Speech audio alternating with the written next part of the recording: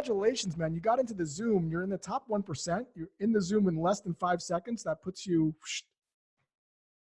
What'd you say? I said you got into the Zoom in record time, which puts you in the top 1 percentile of people. Most people with the microphone, they're figuring stuff out. They're clicking on things, but you, man, right in there. So at least you have that. Hey, doing what I can. Where are you calling in from today? Denver. Denver? Yes, sir. Beautiful part of the country. Yeah, I love it here. Just moved from your old neck of the woods, Chicago. Got out here a couple months ago. Are you a big outdoorsy kind of guy? Yeah, definitely. Like hiking, biking, the whole 9? The whole 9 yards. Everybody does it out here, so it's not unique anymore. It's true. It's true. So what brings you to my neck of the woods? Well, I've been a big fan for a long time. I feel like this is like a celebrity meeting right now, so I'm pretty pumped to chat with you. But yeah, so I used to work for a little marketing technology company in Chicago called Freeosk. You familiar with them? I'm not. Okay. Yeah, it's not super big. But we were involved in like sales assembly and some of those other sales groups in Chicago.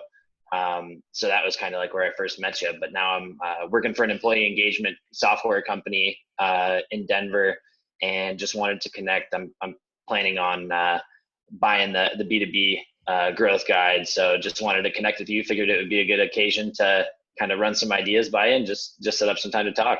Let's do it, man. What is top of mind for you? Yeah, I think so.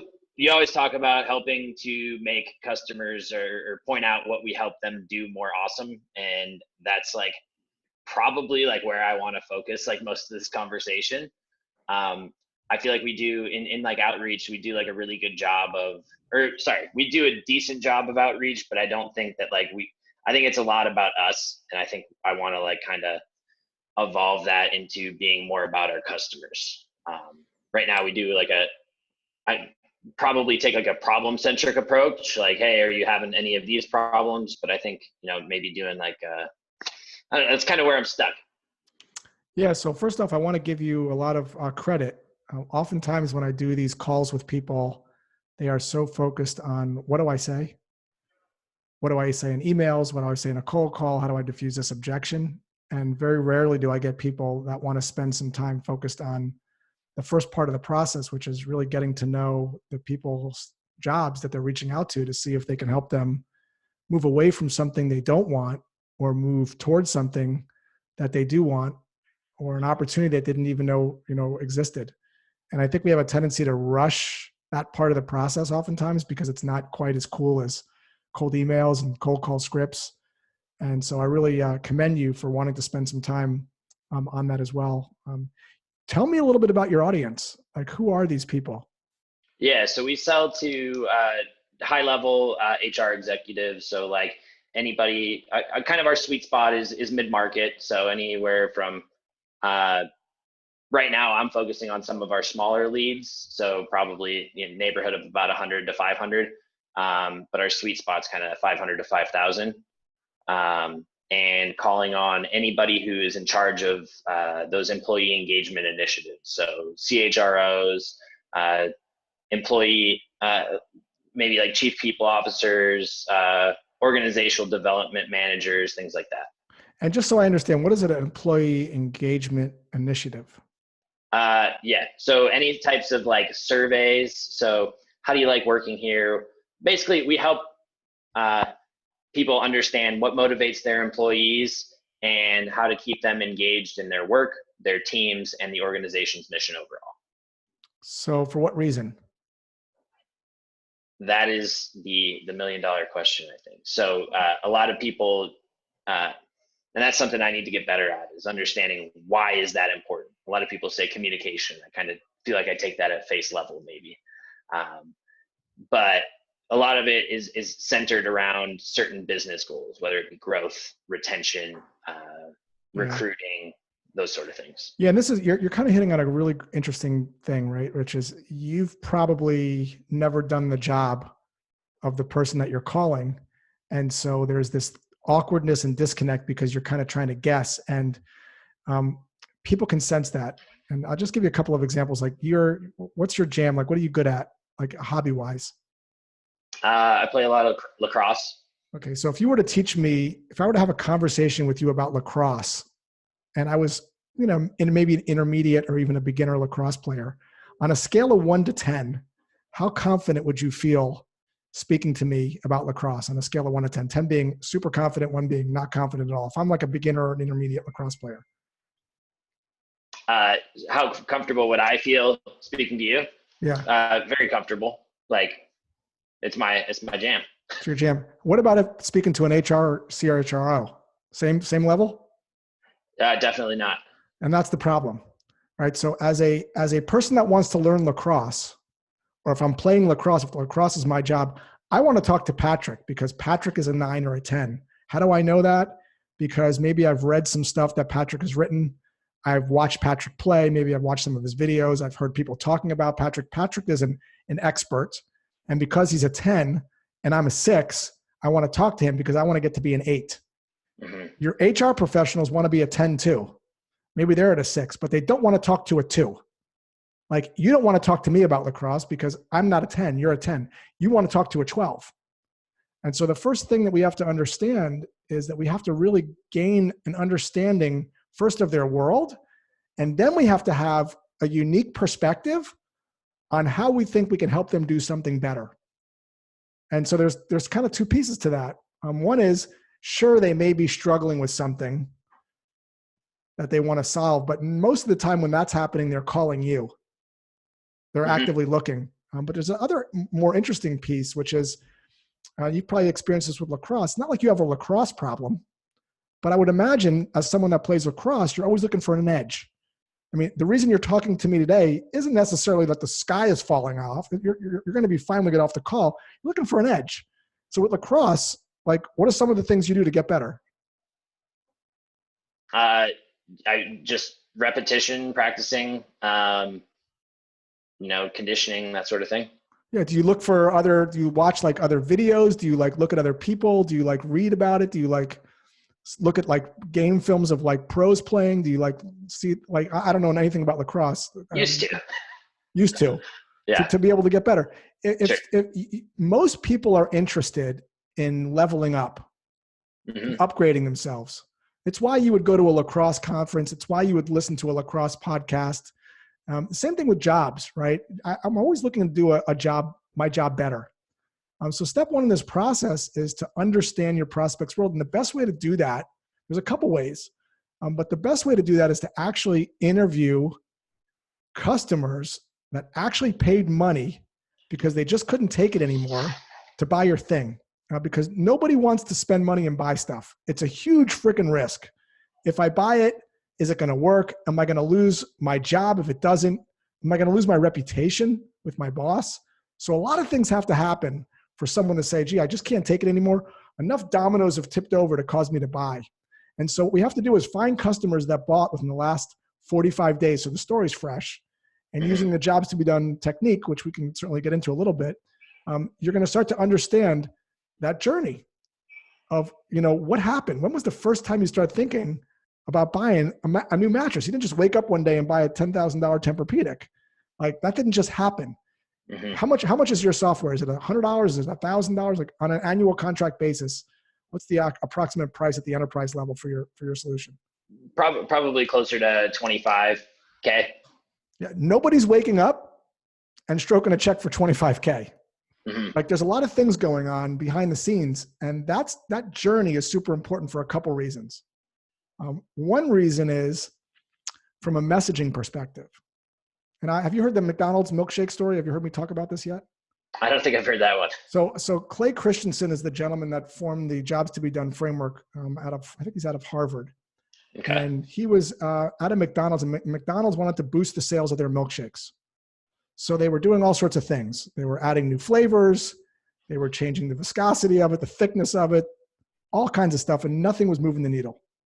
So he came in and he started to stay outside of the McDonald's, and he would talk to people about why they hired a milkshake using his Jobs to be Done framework. And what he found out was it had nothing to do with any of those things that McDonald's was promoting. What it had to do with was they had this long commute, and they had one hand on the wheel, and they had this other hand that was like not doing anything.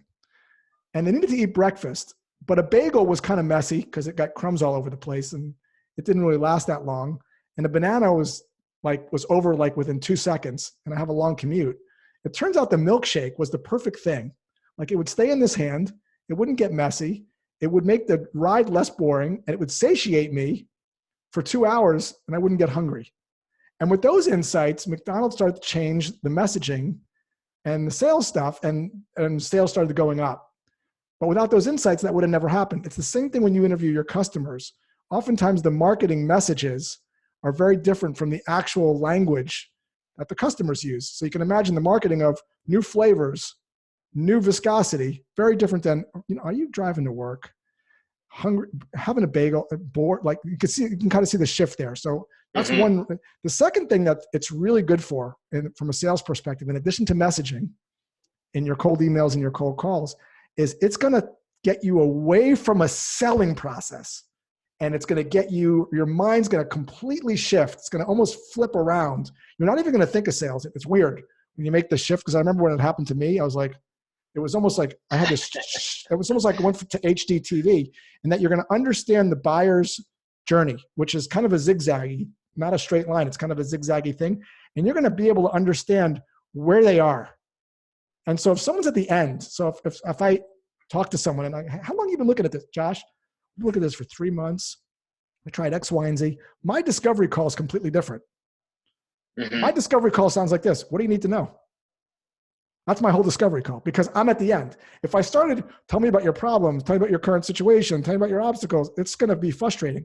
If I walked into an Apple store and I had a keynote in a week and my hard drive was spinning, the last thing I want is for a Mac person to tell me about a Mac.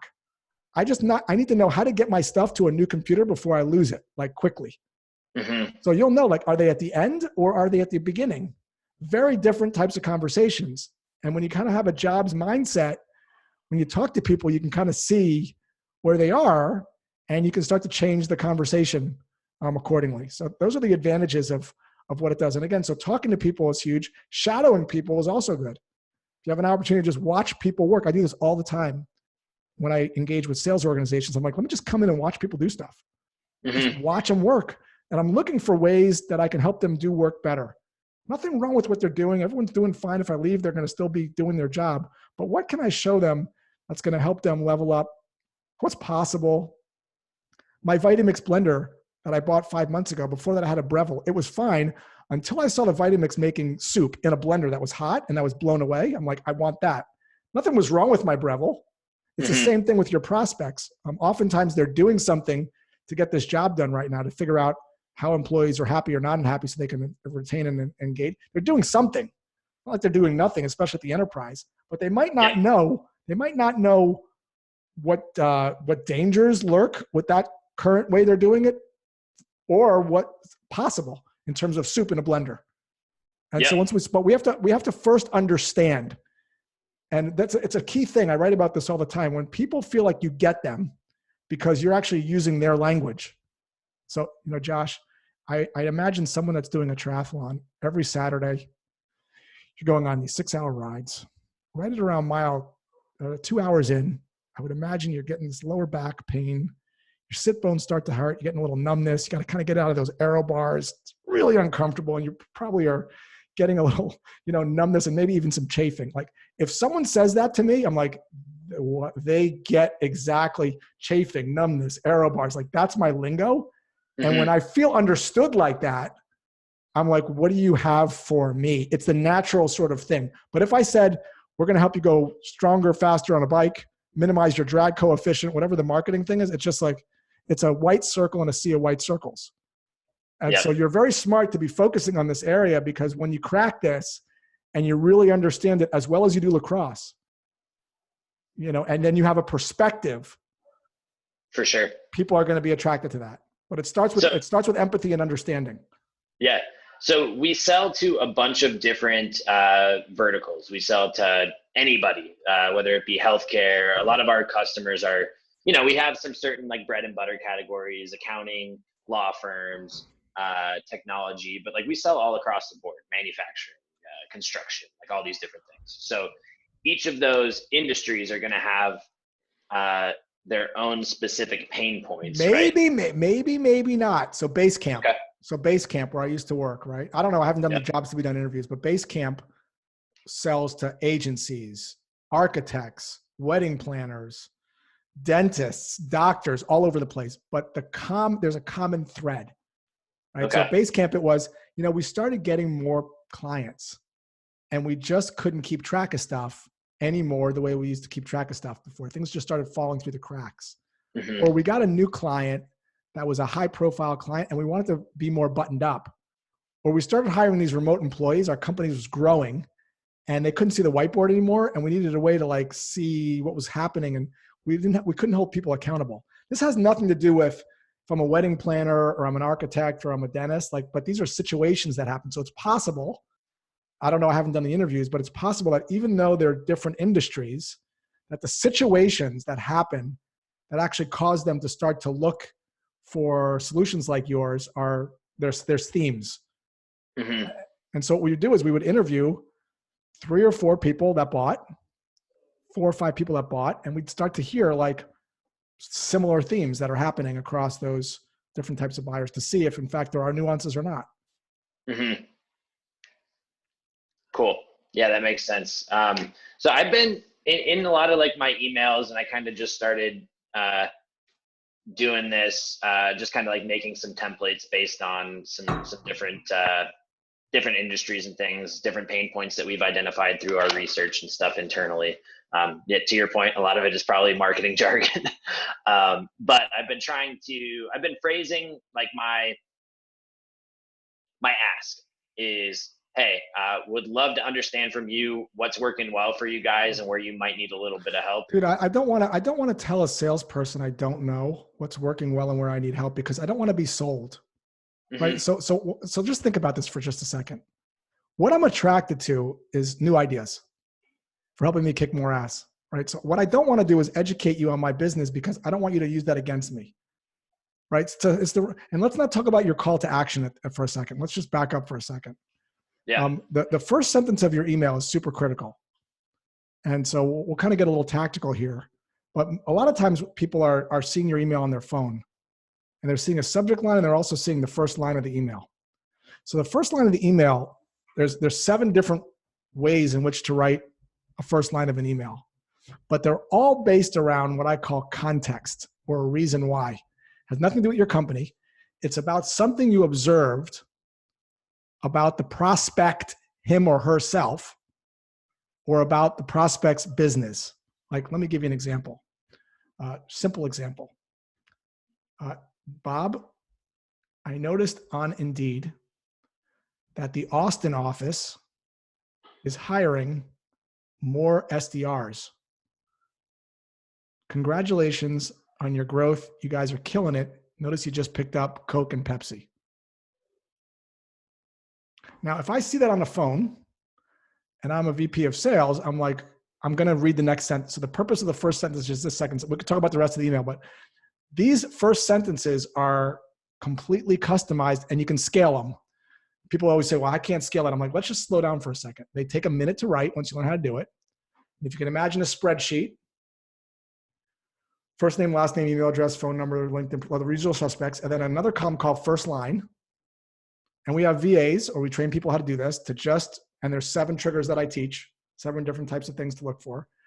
That's going to obviously ladder back. You can't say, notice you went to FSU and then go into your pitch. It just doesn't make any cognitive sense. So there's some art in linking it. But you fill in literally this first sentence in each of the rows. And I could actually, I'll just share this with you just so you can see what the hell I'm talking about. So this is are you seeing my screen? Yep. Okay, so let me just show you, I'll just give you an example. Actually, you know what? I just did this. I just finally created a button for my LinkedIn sheet. Okay, so this is here. This is doesn't matter what they do. I'll just show you the example. We can kind of.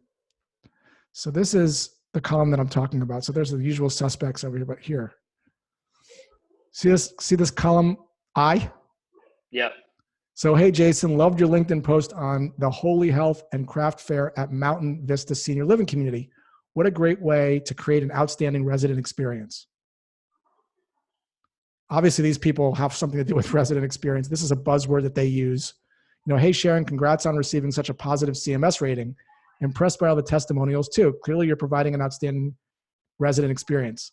So this is just there's 7 of these types of things, but you have to find some context. And so I'll teach people how to do this. And a lot of times they'll say, well, I can't find anything. I'm like, really? And then we kind of go through the 7 things and we find something, whether it's, and we can get super creative too. Some of the things we do, but the idea here is that first sentence is super critical, and it's got to be something about them that you observed. Subject lines are also important. If you're just getting started, one that works really well. Patrick, quick question. Patrick, quick question about your company. Patrick, idea for company. Like if you're just getting started, that subject line with that first line, I will typically see anywhere from a 45 to like an 80% open rate. And it's super important because if your email doesn't get opened, you're kind of dead in the water there, and you got to test the stuff. Right. So from a first line perspective, I spend a lot of time on that, and it's different because most people don't do this work, and literally it takes a minute or two, and the payoff is huge. So that's the first piece of it. Second piece of the email after you get the trigger is what I call the teach section. So this prompted me to reach out because, and then it's literally your pitch. We've worked with other companies like you. So this is another key piece is I have to see, I can't sell through my eyes. I'm not credible just because you're a sales guy.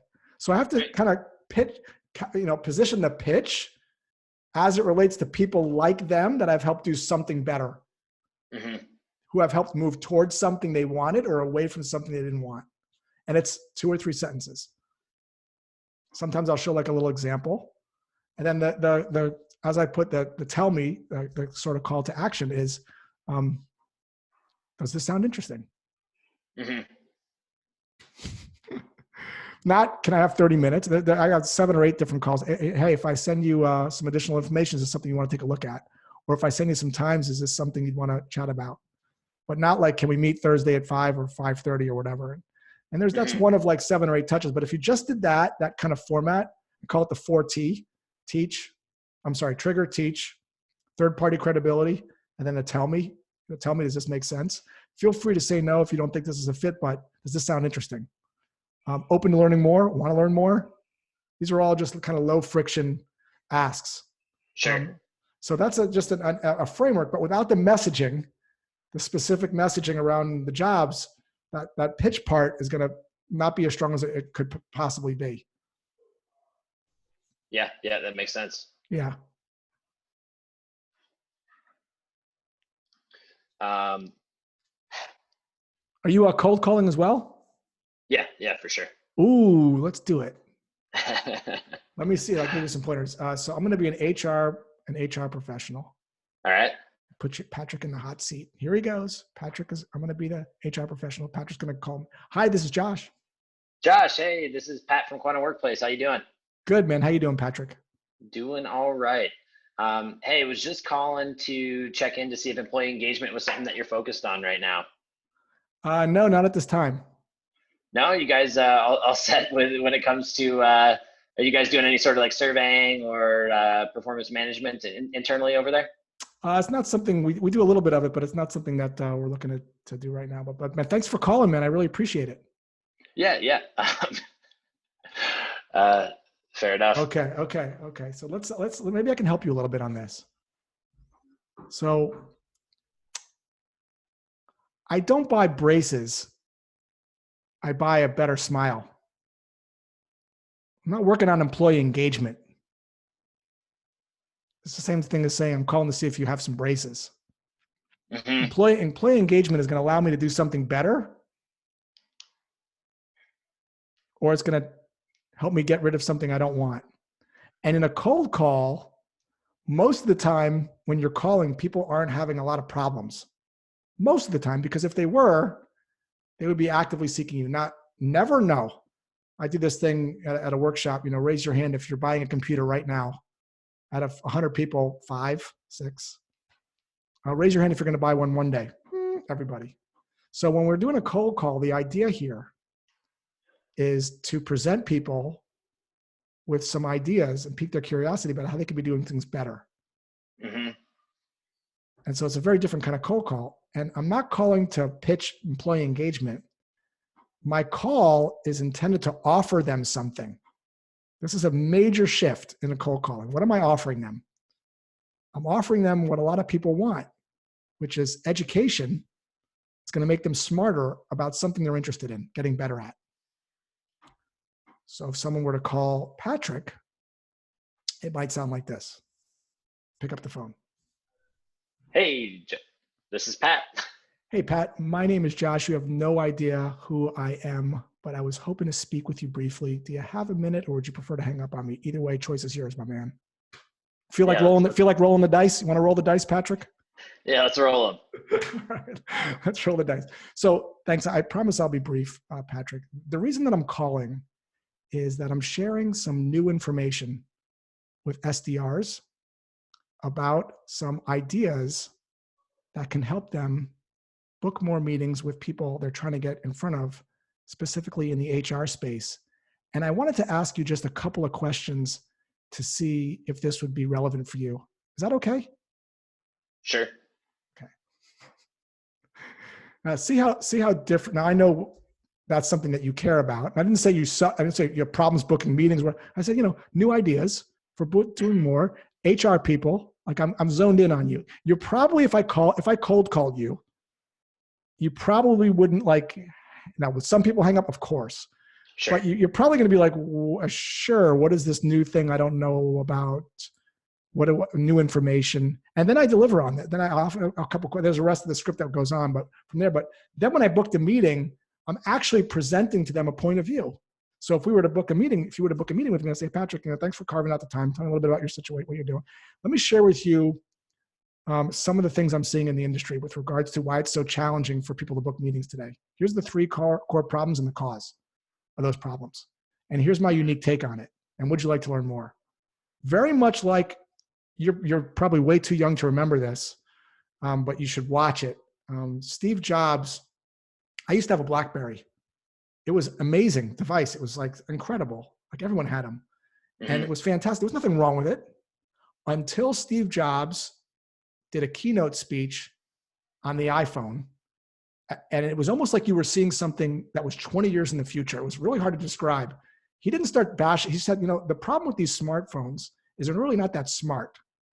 The problem is all these keys on the bottom. And he started educating. And I was like, yeah, that is I never thought of it before until you're kind of I get goosebumps even talking about it, because I remember watching it for the first time. And then he starts pinching it and doing this. And I was like, what the fuck is going, he goes, what we did is we just got rid of all those keys and we just did it. And my mind was blown. And that's the opportunity that you have when you call people to create those moments. And so the idea is, if you want to come see my keynote, when I say sharing some information, we're setting up some Zoom sessions specifically for VPs of sales on new perspectives and ideas related to prospecting, specifically helping reps get better on the phone so they can book more meetings. I just had a couple questions to see if this seminar we're putting on would be relevant for you. Now, Patrick, I'm telling you, when you do this, if you really have a great seminar, and I've got a couple, it just feels better to make the call because you're actually offering something that's actually not bullshit, but actually something like, it's why people go to webinars. I'm essentially putting on my own little webinar for one person. And it's such a better call. So I cold call all day on behalf of customers and my own business. And I like the cold call because I'm actually offering. Now, do some people say, how'd you get my number? Of course, dude, it's cold calling. Yeah. And I have ways to, we kind of diffuse that. You saw kind of how I opened it on the call. And is this a cold call? Yeah. How am I doing? Is this a cold call? Yeah. My palms are sweaty. I'm super nervous. Can you tell? Like, you have ways to kind of roll with it, but you're going to get people that are going to, I always say when I teach this stuff, I show a pyramid. I'm like, 15% of the people you connect with are just not going to be open. They hate cold calls because we've damaged the reputation, because salespeople have done too much damage. Telemarketers have and that's just how it is, and that's okay. But I have found that 80% of the people are not in that fuck you hanging up the phone category. And this approach of really in a genuine way saying, look, what are you selling?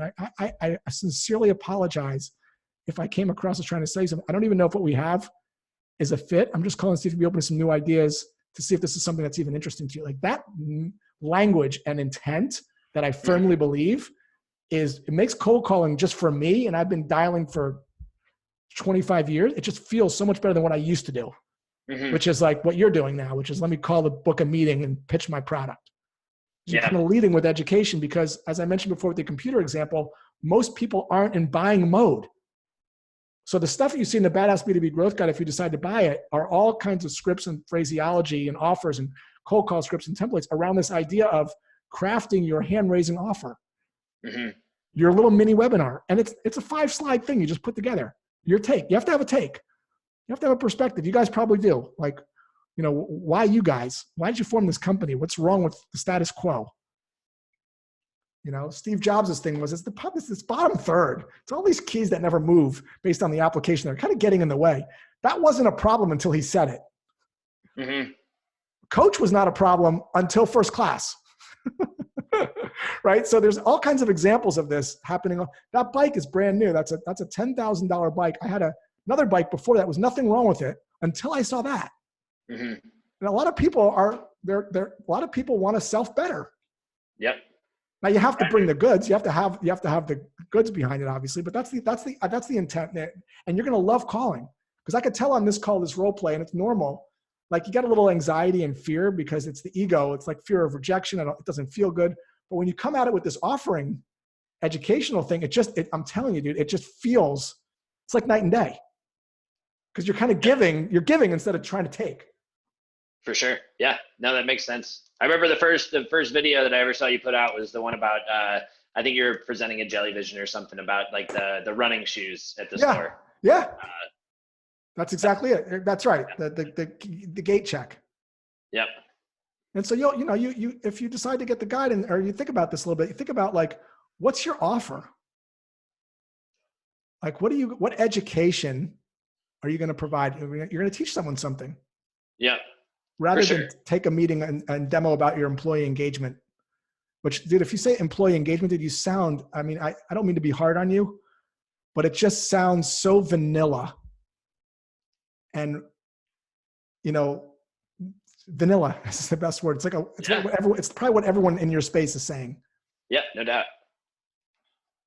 So I don't know. Hopefully this was a little helpful. Hopefully I wasn't too hard on you, Patrick. Sometimes people tell me I come across a little too hard. No, dude, I love it. That's what I called you for. All right. I don't need you to sugarcoat anything. I do. Josh? So I got 2 coming up this year, 2 more. This is a 4-year journey for me. I don't think I've shared this on LinkedIn, but maybe I did. I was in bad health. I was about 55 pounds heavier than I am now. I was not in a good headspace. There was all kinds of problems, drinking a lot and eating terrible. And my buddy Jason Fried over at Basecamp put me on this path. And make a long story short, this is a 4-year journey to a full Ironman race in Cozumel in November, which is but before that, next week I have one in Lake Placid, which is a 70.3, which is half of the full. Okay. I'm just super I think the sport honestly saved my life. Like it really is just, my wife doesn't like it too much because she thinks I'm going to die, but I like it. Nice, man. Well, appreciate it, Josh. Thank you very much for the time, brother. Good luck with all your stuff, and hope to chat in the future. Sounds good. Have a good week, buddy. See you, dude.